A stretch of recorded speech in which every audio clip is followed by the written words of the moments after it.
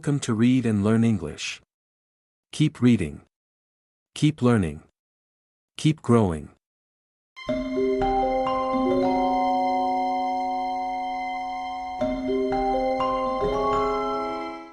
No one ever noticed the small blue door at the end of Willow Street. It was hidden behind an old bookshop, between a broken lamp and a wall covered with ivy. People walked past it every day, carrying bags, checking their phones, talking about school or work. No one stopped. No one looked twice, no one, except Eli.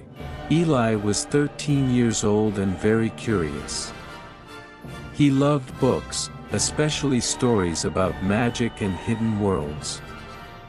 Every afternoon after school, he visited Mr. Rowan's bookshop.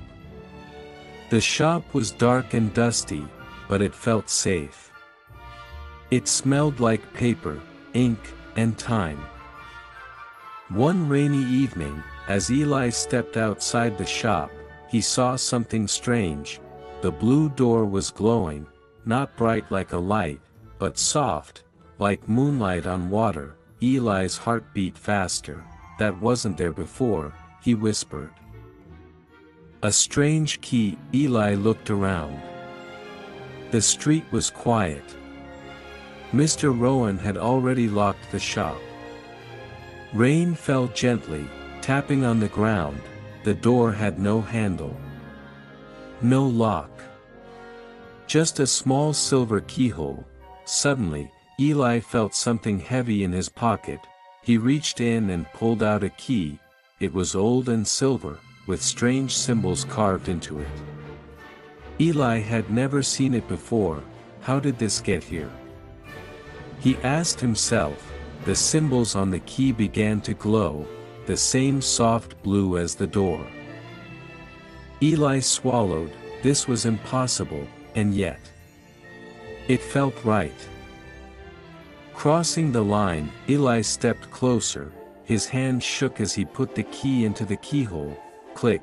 The sound was quiet, but the air around him changed. The street felt colder. The rain stopped. The door slowly opened. On the other side was not Willow Street. It was a long stone hallway, filled with floating lights and moving shadows. The walls whispered softly, like they were breathing. Eli took a deep breath. "If I don't go now," he thought, "I may never know." He stepped through. The door closed behind him. The hidden hall. The hallway stretched far ahead.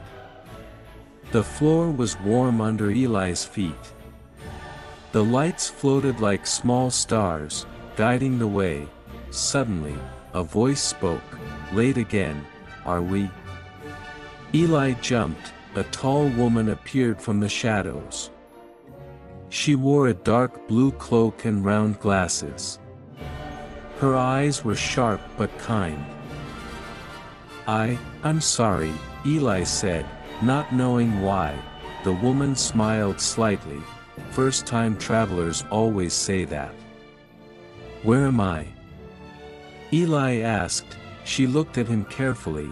"You are in the Hollow Academy," she said.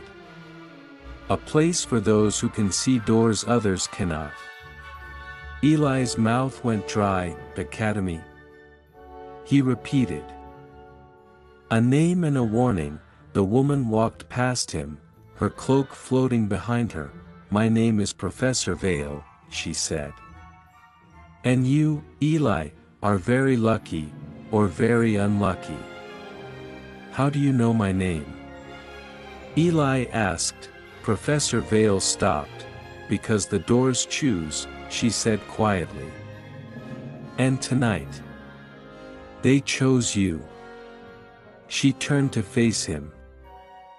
"But listen carefully," she added. "Magic is not a game. Every door you open changes something."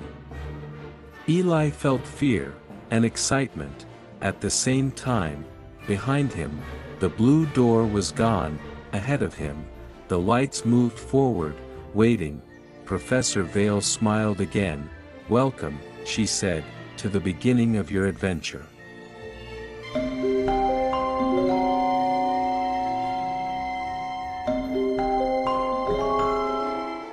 Eli followed Professor Vale down the long hallway. The floating lights moved slowly, like they were showing him the way.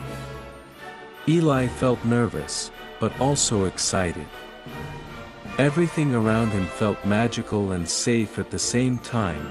Soon, they reached a large wooden door. It opened by itself. Inside was a bright hall with tall windows.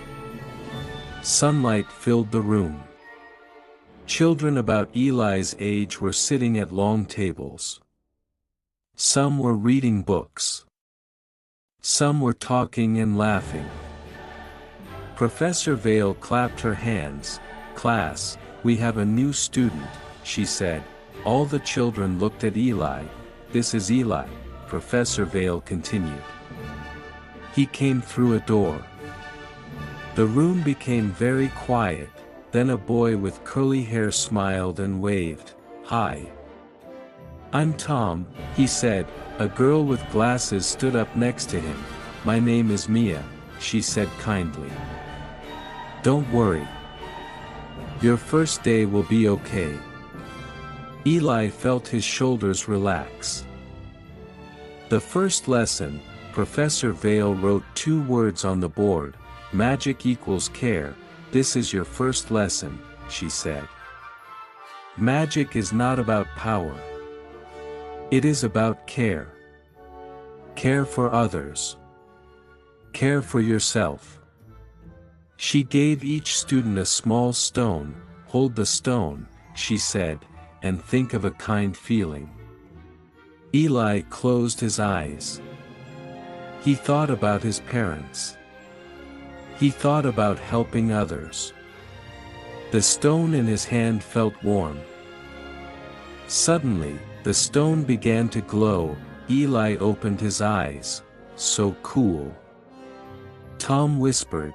Mia smiled. "You did it." Eli smiled too. For the first time, he felt like he belonged.